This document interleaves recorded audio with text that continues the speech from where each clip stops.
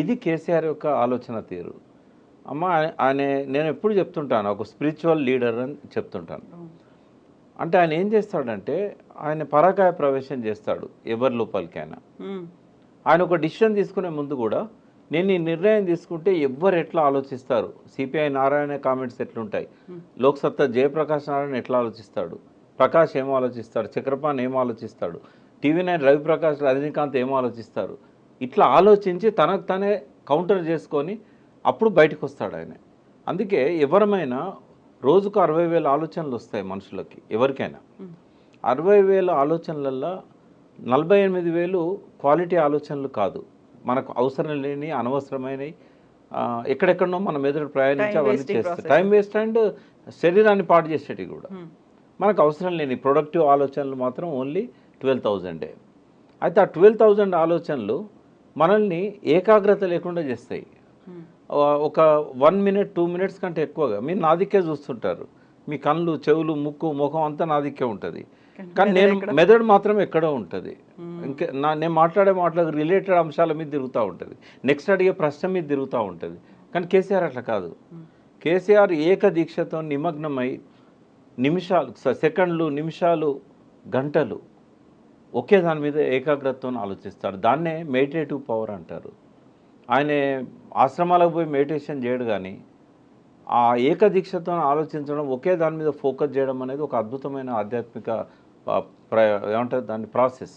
అయితే ప్రకాష్ గారు ఇప్పుడు అంత ఆలోచన చేస్తున్నారు, ఎక్కడెక్కడ ఏమవుతుంది, దానికి సంబంధించి వచ్చేటువంటి రిపర్కేషన్స్ ఏంటి, ఇవన్నీ ఆలోచించినప్పుడు ఇక్కడ అన్ని బోల్డ్ అని ప్రశ్నలు కనిపిస్తున్నాయి. నెక్స్ట్ ఏం జరుగుతుంది, ఎంతమంది వెళ్తారో, ఆపే ప్రయత్నం ఏమన్నా జరుగుతుందా, ఆ తర్వాత బీఆర్ఎస్ భవిష్యత్తు ఏమవబోతుంది, ఎంతమంది, ఇన్ని రకాల క్వశ్చన్స్ ఉన్నాయి. అన్నీ ఆలోచన చేసుకుని అక్కడే ఉంచుకుంటే మనకి ఎలా తెలుస్తుంది అసలు ఏం జరుగుతుంది అనేది, ఎవరికైనా ఏం అర్థమవుతుంది? ఆయన మెంటల్గా ప్రిపేర్ అయ్యాడు, ఎవరు మిగిలరు, ఉద్యమ కాలంలో తనతో ఉన్న వాళ్ళే మిగులుతారు. ఇప్పుడు ఎవరైతే ఊగిసలాడుతున్నారో వాళ్ళు అటే మొగ్గు చూపుతారు. ఎందుకంటే గెలిచిన వాళ్ళకు కొన్ని రెస్పాన్సిబిలిటీస్ ఉంటాయి. ఫస్ట్ రెస్పాన్సిబిలిటీ ఏంటంటే కేసీఆర్ గవర్నమెంట్లో విపరీతంగా పనులు చేయించారు, బిల్లులు పెండింగ్ ఉన్నాయి, పోచారం పోవడానికి ప్రధాన కారణం అది. కొన్ని కోట్ల రూపాయల డబ్బులు ప్రతి గ్రామంలో సర్పంచులకు, పార్టీ నాయకులకు రకరకాల పనులు ఇచ్చారు, బిల్లులు ఇవ్వలేదు. కేసీఆర్ కనుక ఎలక్షన్ల ముందే వీళ్ళందరి బిల్స్ సెటిల్ చేసి ఉంటే పోచారం పోయేవాడే కాదు. ఇట్లాంటి ప్రధాన సమస్యలు సంజయ్ కూడా బిల్లుల కోసం పోయాడు. ఆయన డాక్టరు, ఆయన సేమ్ సామాజిక వర్గం, ఆయన పోవడానికి ఇంకో కారణమే లేదు, కేవలం బిల్లులు. అయితే ఇవన్నీ అందరికీ పెండింగ్ ఉన్నాయి. రేవంత్ రెడ్డి చాలా క్లెవర్గా వీళ్ళ బిల్లులు మాత్రం పే చేస్తలేడు. ఆయన దగ్గర ఉన్న పరిమితమైన అమౌంట్ను కాంగ్రెస్లో కొత్త గెలిచిన వాళ్ళే బిల్స్ సెటిల్ చేస్తున్నాడు. వచ్చి రాగానే రైతు బంధు కోసం పెట్టిన డబ్బులని పొంగులేటి శ్రీనివాసరెడ్డికి, ఆ వనపర్తిలో గెలిచిన ఎమ్మెల్యేకి, ఇట్లాంటి వాళ్ళకి అందరికీ ఇచ్చేసాడు. అవి రైతు బంధు డబ్బులు అవి, అందుకే లేట్ అయింది రైతు బంధు.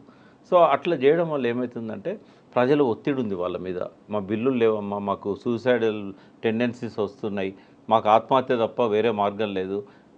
లిటరరీ పోచారం శ్రీనివాసరెడ్డి ఒక స్టేట్మెంటు, ఆయన గవర్నర్ ముఖ్యమంత్రి ఎవరికో ఒక అల్టిమేటం ఇచ్చాడు, నేను నా పిల్లలందరం వచ్చి ధర్నా చేస్తాము మాకు బిల్లులు ఇవ్వకపోతే అనే స్టేట్మెంట్ వచ్చింది పోచారం అంతకుముందు, జాయిన్ కావడానికంటే ముందు. అంటే ఈ స్థాయిలో హరాస్మెంట్ ఉన్నప్పుడు తప్పకుండా వెళ్తారు కదా, ఎవరు అవుతారు?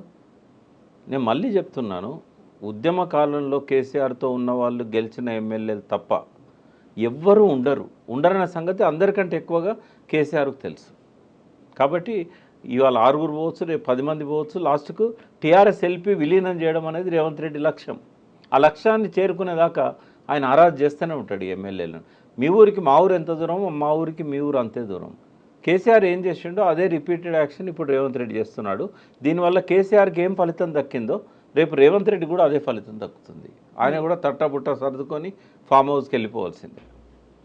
దానికి కొంచెం టైం ఉంది కదా, ఇంకా 5 ఏళ్ల కాలం అయితే 5 ఏళ్ళు కూడా ఉంటుందని ఎందుకు అనుకోవాలి? ఇప్పుడు తన టీము తను తయారు చేసుకుంటున్నాడు. ఏమైందమ్మా, 63 మందిలో ఆయనతో ఉన్నది హార్డ్లీ 30 నుంచి 35 మంది. అది కూడా ఆయన కొత్తగా టికెట్లు ఇచ్చి గెలిపించుకున్న వాళ్ళు కొందరు. ఈ 30 నుంచి 35తోనే ఆయన గవర్నమెంట్ కాపాడుకోలేడు.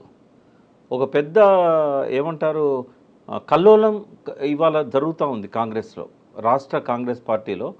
ఒక సముద్రంలో కదా సునామీ వచ్చే ముందు కల్లోల జలాలు ఎట్లుంటాయో, ఆ సునామీ రాకముందు ఉన్న పరిస్థితే ఇవాళ వీళ్ళ పార్టీలో ఉంది. కాబట్టి ఇవాళ Ponguleti Srinivasa Reddy first threat, Uttam Kumar Reddy second threat, Bhatti third threat. అక్కడనేమో అనుమానాలు మొదలైనాయి రేవంత్ రెడ్డి మీద. ఎట్లా గెలుస్తారు? బీజేపీ 8 సీట్లు ఎట్లా గెలిచింది? అందులో 4 సీట్ల మీద వాళ్ళు ఎంక్వైరీ చేసినట్టయితే ఖచ్చితంగా రేవంత్ రెడ్డి బీజేపీలో 4 సీట్లను గెలిపించాడనేది రుజువులు దొరుకుతాయి. ఈ పరిస్థితుల్లో ఒక ట్రస్ట్ అనేది ఉండదు రేవంత్ రెడ్డి మీద. అవసరానికి వాడుకుంటారు రేవంత్ రెడ్డిని. ఏదో ఒక రోజు రేవంత్ రెడ్డి ప్లేస్లో ఇంకొక చీఫ్ మినిస్టర్ వస్తాడు. ఆ పరిస్థితి వస్తుందని రేవంత్ రెడ్డి తెలుసు, ఆ పరిస్థితి వస్తుందని రాహుల్ గాంధీకి తెలుసు, ఆ పరిస్థితి తీసుకొచ్చే వాళ్ళకు కూడా తెలుసు. ఆ పరిస్థితి వచ్చినాడు ధిక్కరించి కాంగ్రెస్ను, తనతో వచ్చిన టీఆర్ఎస్ ఎమ్మెల్యేలని, బీఆర్ఎస్ ఎమ్మెల్యేలని, తను టికెట్లు ఇచ్చిన ఎమ్మెల్యేలను తను 65, 62, 63 దాకా కాపాడుకోవాలి. కానీ బిగ్ డ్రీమర్ రేవంత్ రెడ్డి. ఆయన 70, 80 దాకా తన సంఖ్యను తీసుకుపోవడానికి ఎవరితోనైనా అండర్స్టాండింగ్కి వస్తాడు. ఇవాళ చంద్రబాబును దించాడు, రేపు మోడీతో ఉన్న సయోధ్యను ఉపయోగించుకొని ఆ బీజేపీ 8 మంది ఎమ్మెల్యేలను కూడా తీసుకొస్తాడు. ఆ ఈడీని, సిబిఐని తనకు దరికి రాని ఎమ్మెల్యేల మీదకి పంపిస్తాడు. ఏదైనా జరగవచ్చు. ఇప్పుడు ఏదైనా జరగవచ్చు. రేవంత్ సర్కార్కి కావాల్సినటువంటి ఆ మద్దతు ఎమ్మెల్యేల దగ్గర నుంచి లేదు అనుకున్నప్పుడు కేసీఆరే ఒక రకమైన స్ట్రాటజీని ఉపయోగించి తనకున్నటువంటి ఈ ఎక్స్పీరియన్స్ ఇంతకాలం జరిగిందంతా చూసిన తర్వాత ఆ దిశగా ఎందుకు ఆలోచించలేకపోయారు మరి? కేసీఆర్కి ఇప్పుడు ఒక మంచి సమయం దొరికిందమ్మా. ఆయన ఒకటి ఫస్ట్ హెల్తీగా ఉండడానికి రిలాక్స్ కావాల్సిన అవసరం ఉంది. రెండవది మళ్ళీ లేవడానికి వాళ్ళు ఏమంటున్నారు, వాళ్ళ పార్టీ వాళ్ళు, ఫీనిక్స్లో నుంచి కేసీఆర్ మళ్ళీ లేస్తాడు ఒక పక్షిలాగా, ఫీనిక్స్ పక్షిలాగా. నేనేమంటున్నా, అంత అధ్వాన్నమైన పరిస్థితి మీకు లేదు బాబు, బూడిద కాలేదు మీరు. ఇవాళకి మీకు గ్రామాలలో వార్డు మెంబర్ల దగ్గర నుంచి జిల్లా పరిషత్ చైర్మన్ల దాకా పటిష్టమైన లీడర్షిప్ ఉంది, 60 లక్షల మెంబర్షిప్ ఉంది, క్రియాశీలక కార్యకర్తలు ఉన్నారు. చేసిన తప్పేందంటే వాటిని అనుసంధానం చేయలేదు. ఒక దారం సూది పట్టుకొని పూలన్నీ వెతుక్కుంటూ కూర్చుకుంటూ పోయినట్టయితే కేసీఆర్కి ఒక అద్భుతమైన మాల ఏర్పడుతుంది, లీడర్షిప్ మాల. ఆ పని చేయడానికి ఇప్పుడు ఆయనకు ఆ విశ్రాంత సమయాన్ని ఉపయోగించుకున్నట్టయితే ఒక్కటి గుర్తుపెట్టుకోండి, కేసీఆర్ బలం ఎమ్మెల్యేల స్ట్రెంత్లో లేదు, కేసీఆర్ బలం ఎమ్మెల్సీలలో లేదు. కేసీఆర్ బలం ప్రజల లోపల రేకెత్తుతున్న కొత్త ఆలోచనలు, పశ్చాత్తాపం లోపల ఆయన బలం ఉన్నది. ఇవాళ జేకొట్టిన చేతులే ఇవాళ నిరుద్యోగుల పిడికిళ్ళై బిగిస్తున్నారు. ఏ బొగ్గు గనులలోనైతే 100% ఓట్లు కాంగ్రెస్కి వచ్చినాయో ఒక్క సీటు కూడా రాలేదు బొగ్గు గనుల ప్రాంతంలో. ఆ బొగ్గు గనుల లోపలనే ఇవాళ మంట మండుతున్నది, గనులు వేలం వేసినందుకు. రైతుల లోపల అసంతృప్తి, కాళేశ్వరం నీళ్లను ఏసంగి పంటలకు ఇవ్వకుండా మార్చిన నాడే మొదలైంది. మళ్ళీ ఆత్మహత్యల దిక్కు సమాజం పోతున్నది, చేనేతకారుల ఆత్మహత్యలు పెరుగుతూ ఉన్నాయి. ఇవన్నీ కేసీఆర్ బలమమ్మ. ఈ ప్రజల లోపల వస్తున్న అయ్యో మేము తప్పు చేశామే అనే ఒక పశ్చాత్తాపం, అది 1% ప్రజల్లో ఉన్నా కూడా అందులో కేసీఆర్ బలం ఉంది. నిరాశ నిస్పృహల్లో కేసీఆర్ బలం ఉన్నది. అయ్యో కేసీఆర్ ఉన్నప్పుడు ఇట్లా జరగలేదే అనే ఆలోచనలల్లో కేసీఆర్ బలం ఉన్నది. ఆలోచనలే పెట్టని కోట. నేను ఇంకా కొంచెం పోయిటిక్గా చెప్తాను. తొలి సంధ్య వేళలో తన కిరణాలతోని వెలుగులు పంచి మండు టెండల్లా కొలిమిలాగా మారి అస్తమిస్తున్న సూర్యుడు రేవంత్ రెడ్డి. మసక చీకట్లు తొలగిపోతుంటే సూర్యోదయం అడుగులేస్తున్నవాడు కేసీఆర్.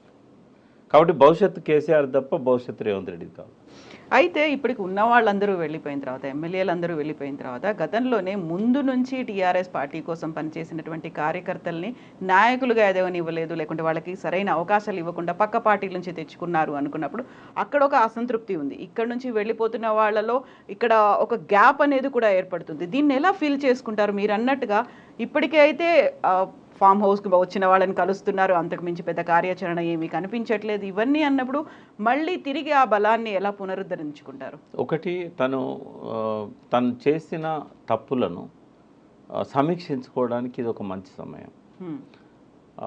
ఆ తప్పులను ఎవరైతే బాధితులు ఉన్నారో వాళ్ళతో పంచుకోవడానికి పొరపాటు జరిగింది, ఇప్పటి నుంచి మనం మంచిగా పోదాం, నేను మళ్ళీ అటువంటి రిపీట్ చేయను అనే ఒక విశ్వాసాన్ని, నమ్మకాన్ని ఆ క్యాడర్లో కలిగించాల్సిన అవసరం ఉంది. రాజకీయాల్లో ఎవరు పనికిరాని వాళ్ళు కాదు, క్రికెట్లో ఏ బాల్ కూడా పనికిరానిది కాదు. ప్రతి బాల్ను అవసరమైతే ఉపయోగించుకునే విధంగా బ్యాట్స్మెన్ సిద్ధంగా ఉండాలి. ఇక్కడ కూడా ఒక లీడర్ అనేవాడు చిన్న గడ్డి పొరక లాంటి ఒక చిన్న గ్రామీణ స్థాయి వ్యక్తిని కూడా దూరం పెట్టకూడదు. ఆయన చేసిన తప్పది. మానవ సంబంధాలు దానికి సంబంధించిన అంశాలలో ఆయన చాలా తప్పులు చేశాడు. అంటే relationship is key to the success అంటారు. ఎగ్జాక్ట్లీ రిలేషన్షిప్ అనేది ఆయన మెయింటైన్ చేయలేదు ఎవరితో. Not even ministers, not even MLAs, not even ఆయన ఎమ్మెల్సీలు, ఆయన కుటుంబ సభ్యులు ఎవరితో కూడా రిలేషన్షిప్ అనేది ఆయన మెయింటైన్ చేయలేదు. తాను ఒక్కడే అయిపోయాడు. ఆయన ఏకాంత జీవితం గడిపాడు. మానసికంగా కూడా ఏకాకి అయిపోయాడు.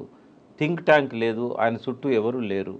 ఇవాళ దాన్ని ఓవర్కమ్ కావాల్సిన అవసరం ఆయనకుంది. రియలైజ్ అయ్యారా? ఆయన రియలైజ్ అయితేనే ఆయనకు భవిష్యత్తు ఉంటుంది. లేకుంటే ఈ గ్యాప్లో ఇంకొక పార్టీ వస్తుంది.